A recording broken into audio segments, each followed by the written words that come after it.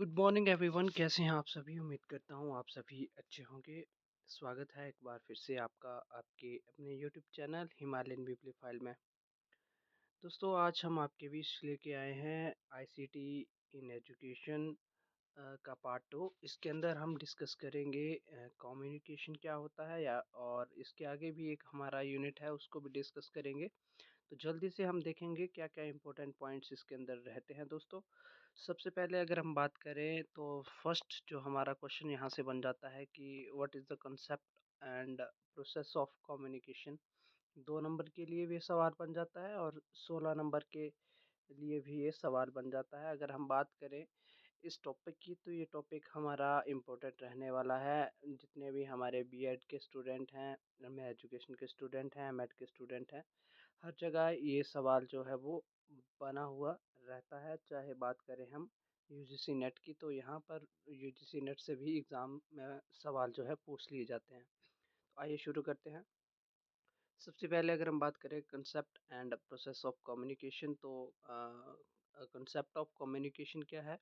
Communication is the process of exchanging information, ideas, thoughts, feelings, and emotions between individual or group through verbal, non verbal and written means. तो ये एक जो है हमारी communication की एक डेफिनेशन आप बोल सकते हैं, इंट्रोडक्शन बोल सकते हैं कि कम्युनिकेशन होता क्या है। जिसके अंदर हम जो हमारे आइडियाज़ होते हैं, या फिर जो इंफॉर्मेशन होती है, थॉट्स होते हैं, फीलिंग्स होते हैं, इमोशंस होते हैं, उनको जो है हम शेयर करते हैं वर्बल, नॉन वर्बल और बाय रिटन। तो उसको हम क्या कहते हैं? कम्युनिकेशन कहते हैं, और ये बहुत इंपॉर्टेंट रोल प्ले करता है टीचिंग लर्निंग प्रोसेस के अंदर। ठीक है।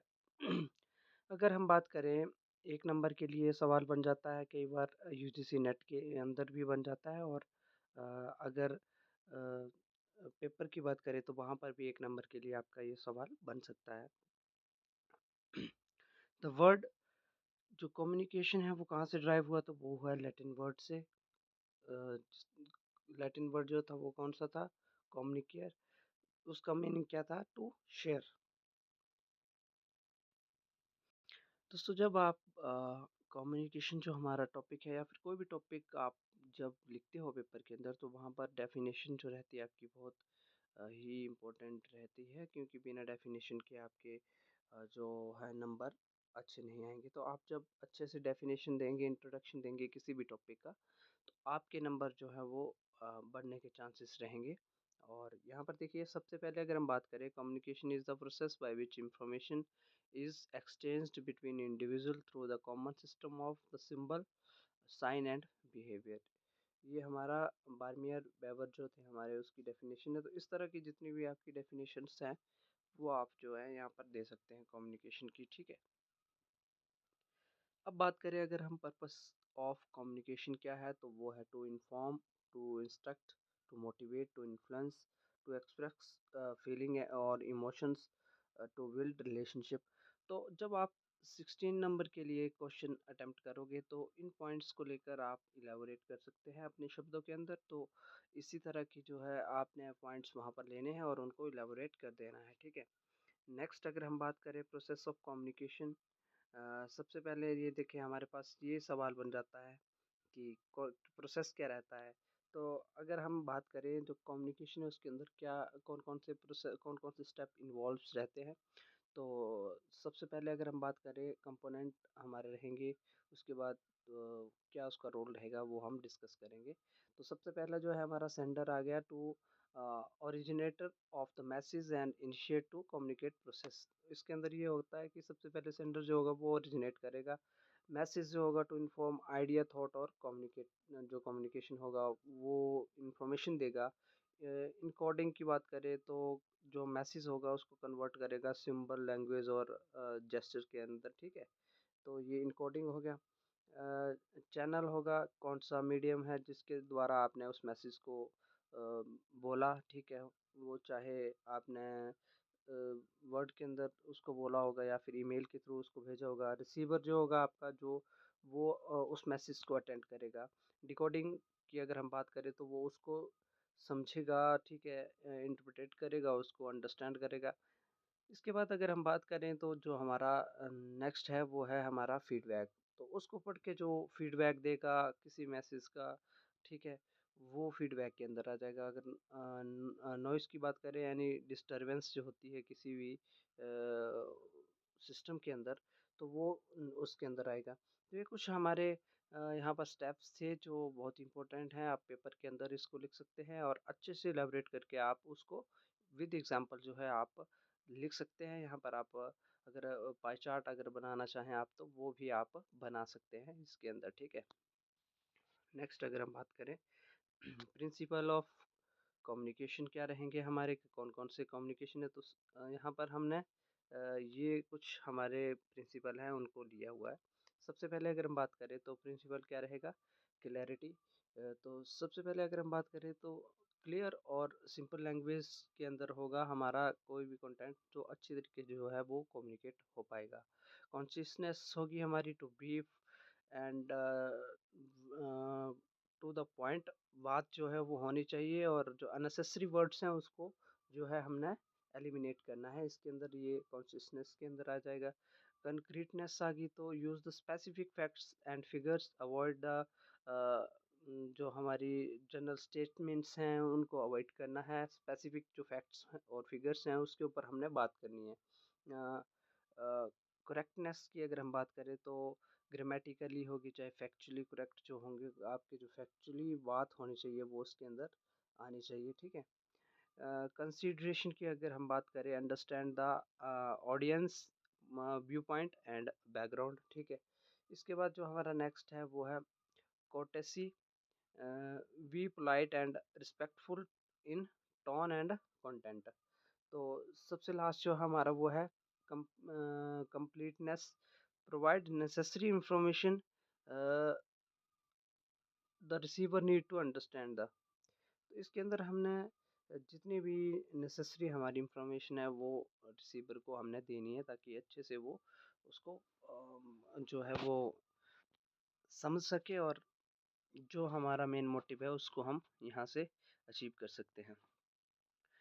अब नेक्स्ट अगर हम बात करें modes and barrier of communication, mode of communication आ गए और डिस्क्रिप्शन इसके अंदर ही आ गई, ठीक है।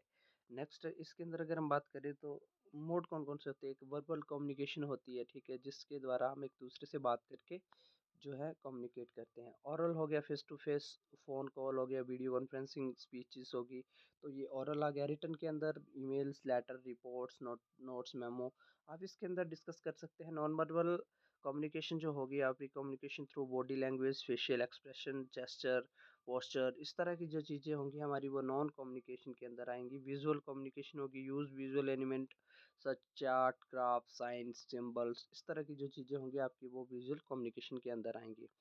नेक्स्ट बात करें अगर हम डिजिटल कम्युनिकेशन की, तो इसके अंदर जो हमारा इलेक्ट्रॉनिक मीडिया है, चाहे वो सोशल मीडिया हो गया, मैसेजिंग ऐप हो गए, ईमेल्स हो गई, या फिर जितने भी हमारी ऐसी एप्लीकेशंस जो एजुकेशन से जुड़ी हुई है, या फिर कुछ ऐसी और भी हमारी बहुत सारी एप्लीकेशंस हैं जिसके थ्रू हम डिजिटली कम्युनिकेट हो पाते हैं लोगों से, तो वो सारी चीज़ें जो होंगी हमारी वो डिजिटल कम्युनिकेशन के अंदर आएंगी। नेक्स्ट अगर हम बात करें कौन कौन से बैरियर हैं जो कम्युनिकेशन के अंदर रहते हैं, तो सबसे पहले अगर हम बात करें फिजिकल बैरियर आएगा हमारा, जिसके अंदर नॉइस डिस्टेंस, जो डिस्टेंस होगा, पुअर इक्विपमेंट होगा, या फिर इन्वायरमेंटल डिस्ट्रैक्शन हो गया।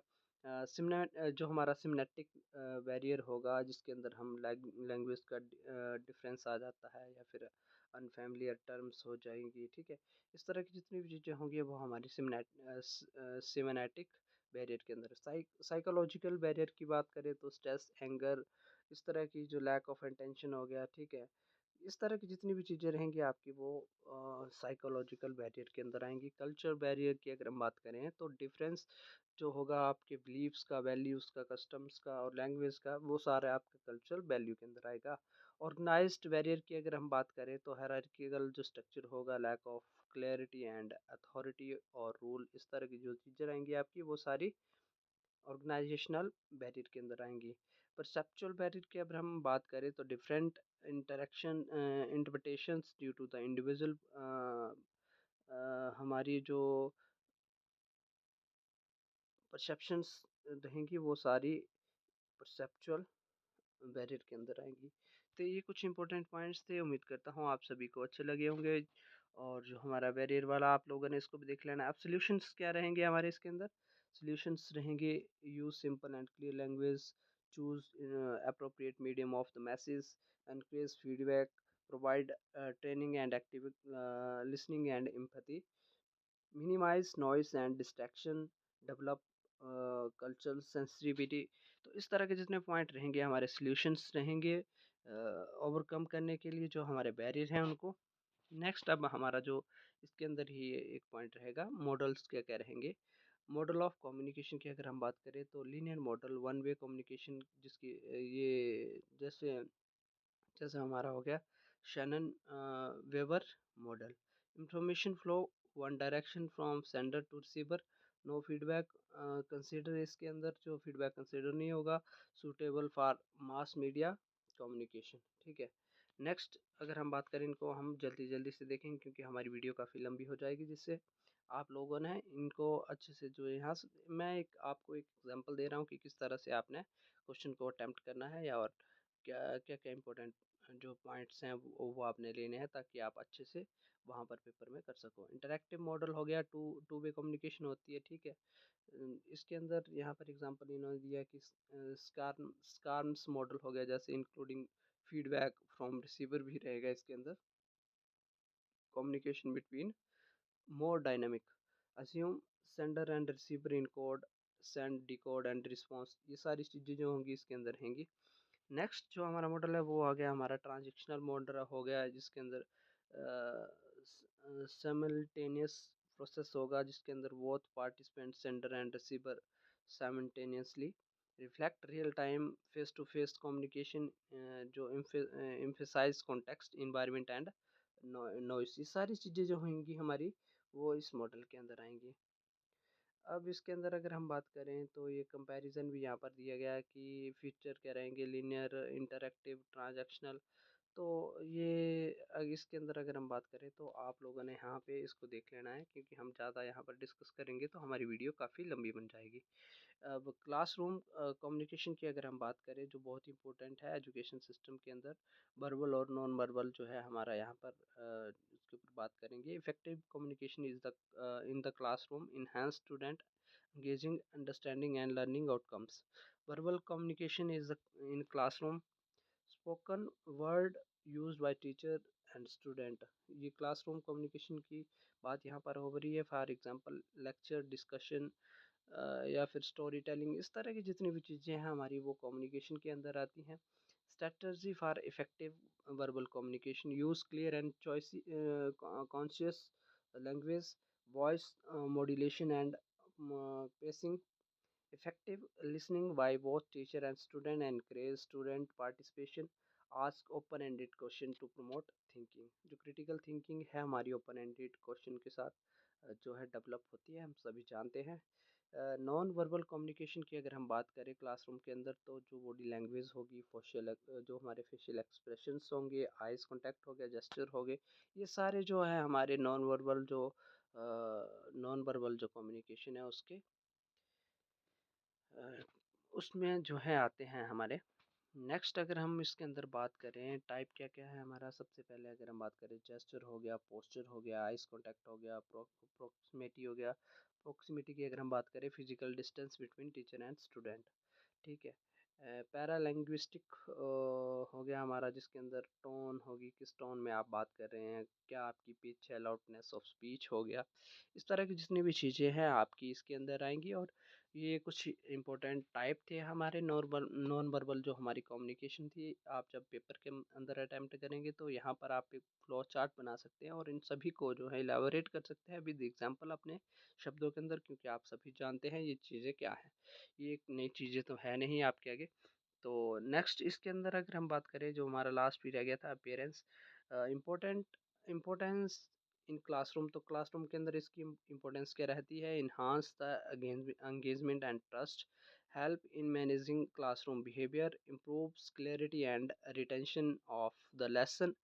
नेक्स्ट अगर हम बात करें कन्वे ऑथोसियम, अप्रूवल और कंसर्न, तो ये हमारे कुछ इम्पोर्टेंट पॉइंट्स थे। उम्मीद करता हूँ आप सभी को अच्छे लगे होंगे और बहुत ही इम्पोर्टेंट आज की वीडियो रहने वाली है। यहाँ पर आप एक 16 नंबर का सवाल जो है वो बना पाएँगे आराम से, क्योंकि आपके पास बहुत सारे ऐसे पॉइंट्स आ गए हैं, जहाँ से आप फ्लो चार्ट बना सकते हैं। पॉइंट्स देखकर उनको इलैबोरेट कर सकते हैं और 16 नंबर से लेकर 2 नंबर से लेकर 16 नंबर तक के आपके जितने भी सवाल हैं वो सारे यहाँ से कवर हो जाएँगे। तो इसी तरह की वीडियो देखने के लिए सब्सक्राइब कीजिए मेरे यूट्यूब चैनल को। तब तक के लिए आप सभी का धन्यवाद। अब हम मिलेंगे नेक्स्ट वीडियो के अंदर। आईसीटी की ही हमारी वीडियो रहने वाली है, उसके अंदर हम मिलते हैं। तब तक के लिए आप सभी का धन्यवाद। जय हिंद, जय भारत दोस्तों, नमस्कार।